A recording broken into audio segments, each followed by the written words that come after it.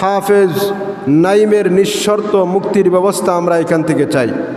হয়তো কোনো উদ্দেশ্য প্রণোদিতভাবে বাংলাদেশের মধ্যে বিশৃঙ্খলা ঘটানোর জন্য এইরকম একজন আলেমকে কোনো সাক্ষী নাই, প্রমাণ নাই, প্রত্যক্ষদর্শী নাই, শুধু 24 ধারার জবানবন্দি দিয়া নির্যাতনের মাধ্যমে জবানবন্দি আনার পরে তাকে ফাঁসির রায় দিয়ে দিবেন।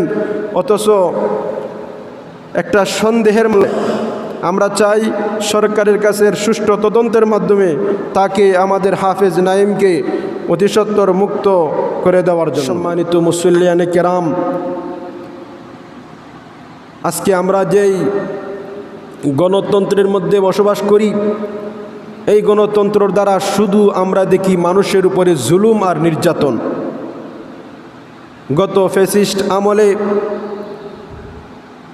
একটা মামলা হয়েছিল, সিলেটের সুরঞ্জিত সেনগুপ্তকে হত্যার অভিযোগে, সন্দেহে হত্যা করা হয় নাই, সন্দেহে, তার উপর আক্রমণের সন্দেহে দেখা গেছে এই মামলার মধ্যে বিএনপির বড় বড় 3 জন নেতা, তাদেরকেও মিথ্যা মামলায় জড়িত করা হয়েছিল। আজকে তাদেরকে সম্পূর্ণ বেকসুর খালাস দেওয়া হয়েছে। কিন্তু এই মামলায় একজন নিরীহ আলেম হাফেজ নাইম, তাকেও জেলে বন্দি করে দিয়েছিল। প্রায় 20 বছর জেলে থাকার পরে জামিন মুক্ত হওয়ার পরে আইসা দেখে বাড়িতে তার মাও মারা গেছে, তার বাবাও মারা গেছে। হাজিরা দেওয়ার জন্য গেছে, বিচারক তাকে অন্যান্য আসামিদেরকে বেকসুর মিথ্যা মামলার কারণে খালাস দিয়া দিছে।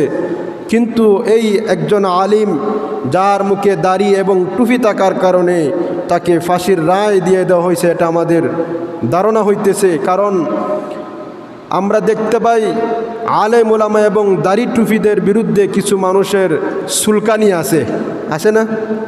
হুজুরদের বিরুদ্ধে কিছু মানুষের চুলকানি আছে।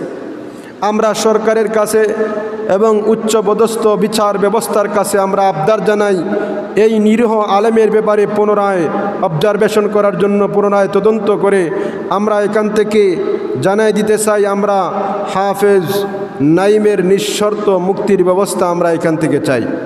হয়তো কোনো উদ্দেশ্য প্রণোদিতভাবে বাংলাদেশের মধ্যে বিশৃঙ্খলা ঘটানোর জন্য এইরকম একজন আলেমকে কোনো সাক্ষী নাই, প্রমাণ নাই, প্রত্যক্ষদর্শী নাই, শুধু 24 ধারার জবানবন্দি দিয়া নির্যাতনের মাধ্যমে জবানবন্দি আনার পরে তাকে ফাঁসির রায় দিয়ে দিবেন।